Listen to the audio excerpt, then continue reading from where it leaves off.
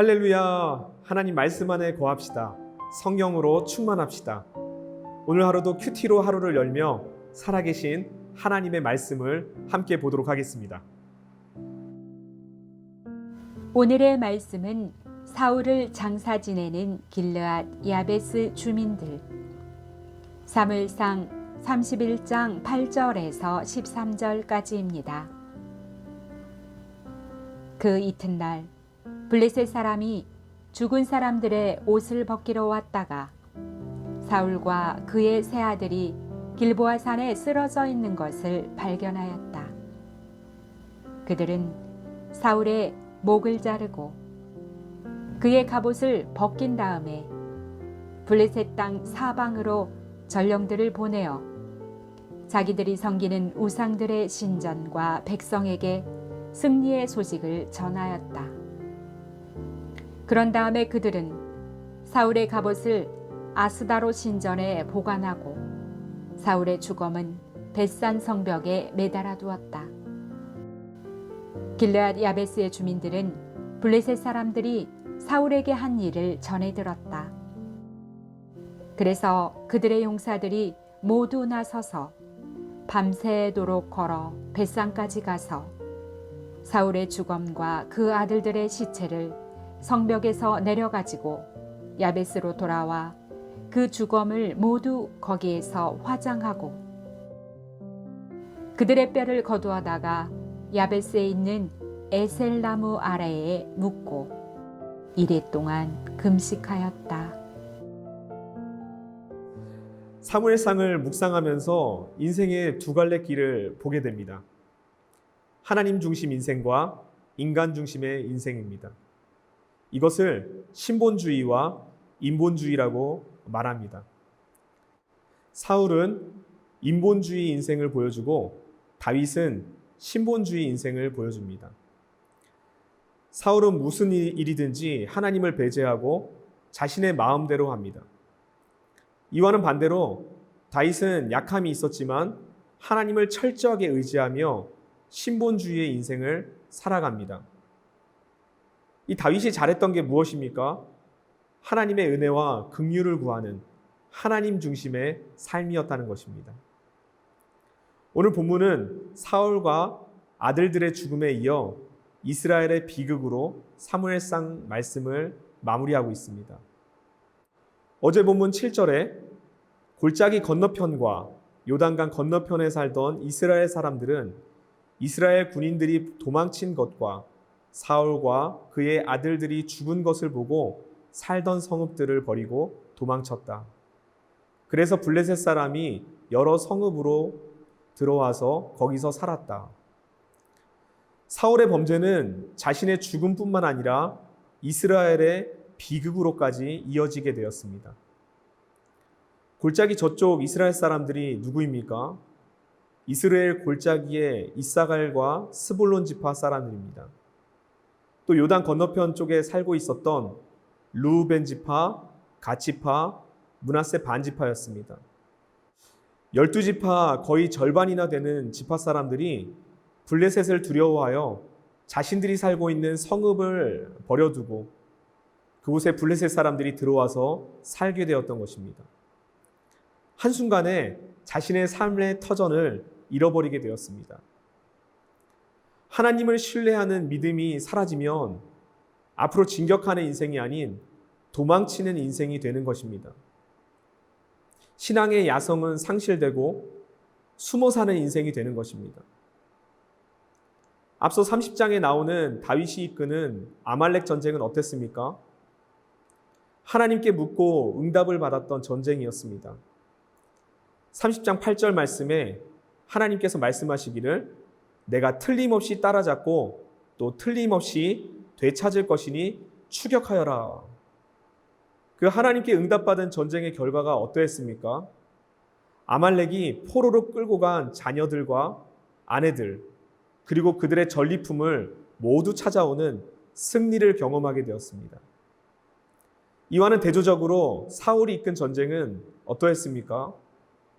블레셋 사람들을 보고 두려워서 떨었다고 합니다. 하나님께 대한 불신앙이 있으니까 하나님께 물어도 꿈으로, 우림으로도, 선지자로도 대답하지 않으셨다고 합니다. 여기에 중요한 포인트가 있습니다. 하나님을 믿지도 신뢰하지도 않는데 응답을 구하는 것은 미신적이라고 할 수 있습니다. 믿음도 없는 사울이 하나님의 응답이 없자 죄성에 이끌려 찾아간 곳이 고작 하찮은 엔돌의 신접한 무당에게 찾아가서 묻는 것이었습니다. 응답이 없을 때 혹은 응답이 지연되고 있을 때 나의 모습은 어떻습니까? 나의 도움이 하나님께로부터 올 것이라는 믿음이 아닌 사람과 환경을 의지하면서 바라보고 있지는 않습니까? 위급한 상황 속에서도 나의 믿음을 점검하고 하나님 앞에서 바로 서 있는지를 돌아볼 수 있어야 합니다. 매 순간 하나님께 돌이키지 않으면 진노의 심판을 면할 길이 없습니다. 하나님은 사랑의 하나님이시면서 죄에 대해서는 철저하게 징계하시며 심판하시는 공의의 하나님이십니다. 하나님의 말씀에 불순종으로 시작하여 교만에 빠진 사울은 스스로 인생을 마감했습니다. 그가 바라던 대로 블레셋 사람들에게 모욕을 당하는 일은 피했지만 그의 주검이 처참하게 능욕을 당하게 되었습니다. 너무 끔찍하고 참혹한 최후를 맞이하게 됩니다. 머리를 배임당해서 블레셋 땅 사방에 보내어지고 갑옷은 벗겨져서 우상 아스타롯의 집에 두었습니다. 시체는 벳산 성벽에 못 박혔습니다. 이 벳산은 요단 근처에 있는 지역으로서 이 이스라엘 백성들에게 사울의 수치를 보이고자 했던 것이었습니다. 사울의 비참한 죽음과 수치는 성경에서 명확하게 보여주고 있습니다. 역대상 10장 13절과 14절 말씀에 사울이 죽은 것은 여호와께 범죄하였기 때문이라. 그가 여호와의 말씀을 지키지 아니하고 또 신접한 자에게 가르치기를 청하고 여호와께 묻지 아니하였으므로 여호와께서 그를 죽이시고 그 나라를 이새의 아들 다윗에게 넘겨주셨더라. 길보아산 전쟁은 단순히 이스라엘에게 무기와 전략이 준비되어 있지 않아서 패했던 게 아니었습니다. 바로 하나님의 말씀을 지키지도 않았고 묻지도 않았기 때문이었습니다.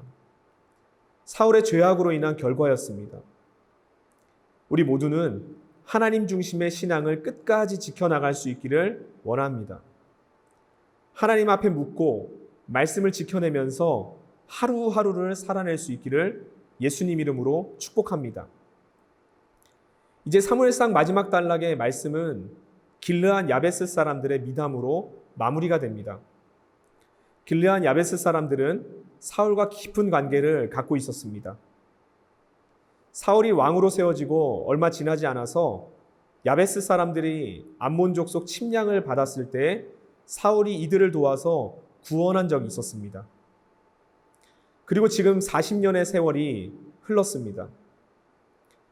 사울이 하나님에 대한 마음이 변심되고 블레셋 전쟁에서 참혹하게 죽었을 때에 40년 전의 은혜를 잊지 않고 사울의 시체를 거두는 것입니다.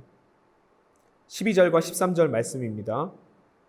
그래서 그들의 용사들이 모두 나서서 밤새도록 걸어 벳산까지 가서 사울의 주검과 그 아들들의 시체를 성벽에서 내려가지고 야베스로 돌아와 그 주검을 모두 거기에서 화장하고 그들의 뼈를 거두어다가 야베스에 있는 에셀나무 아래에 묻고 이레 동안 금식하였다. 블레셋 지경에 들어가서 사울의 시체를 거두어 오는 것이 쉬운 일이 아닙니다. 죽음을 각오하고 들어가는 것입니다. 길르한 야베스 사람들의 마음은 한 번 받았던 은혜를 잊지 않는 마음이었던 것입니다. 이러한 길르한 야베스 사람들의 담대하고 아름다운 행동의 결과는 어떻게 되었을까요? 사무엘하 2장 5절에서 7절 말씀입니다. 다윗이 길르한 야베스 사람들에게 전령들을 보내 그들에게 이르되 너희가 너희 주 사울에게 이처럼 은혜를 베풀어 그를 장사하였으니 여호와께 복을 받을지어다. 너희가 이 일을 하였으니 이제 여호와께서 은혜와 진리로 너희에게 베푸시기를 원하고 나도 이 선한 일을 너희에게 갚으리니 이제 너희는 손을 강하게 하고 담대히 할지어다. 너희 주 사울이 죽었고 또 유다 족속이 내게 기름을 부어 그들의 왕으로 삼았음이니라 하니라. 이스라엘 왕으로 등극한 다윗이 이 길르앗 야베스에 대한 평가를 내립니다. 우리는 이 땅을 살면서 하나님과 수많은 사람들로부터 은혜를 입고 살아갑니다. 그 은혜들을 다 떠올린다면 헤아릴 수 없을 것입니다.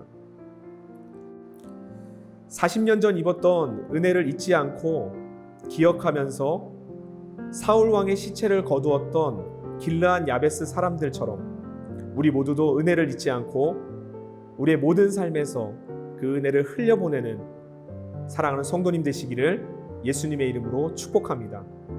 다 함께 기도하겠습니다. 사랑의 하나님, 오늘도 하나님의 말씀으로 하루를 시작하게 하신 것 감사드립니다.